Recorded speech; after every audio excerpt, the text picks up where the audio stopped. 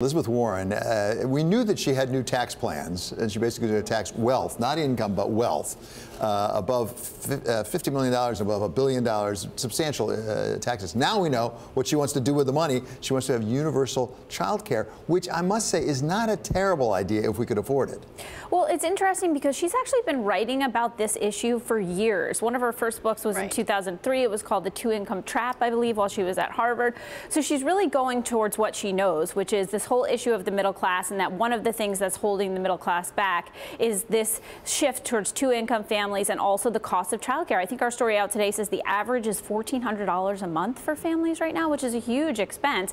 But at the same time, the cost of this plan sounds like it's about $70 billion. So you have to get the money from somewhere. I think it's interesting that her number for the wealth tax is $50 million. We'll have to see how that goes in terms of Bernie Sanders coming out today onto the campaign trail. People set the number for the wealth tax in lots of different places. Well, and that's the interesting thing with Bernie Sanders. We said this earlier. Bernie Sanders last time was all by himself in that position in the left. Now he's got Elizabeth Warren. He's got a lot of people over there with him. And to Peggy's point, you know, Elizabeth Warren, like, this is not like just she's saying it because she wants to run and win. Like, she's been doing this for years, and like it has stood by these kind of theories, as well as Bernie Sanders. Like, these are for real populist kind of feelings. And childcare could improve productivity.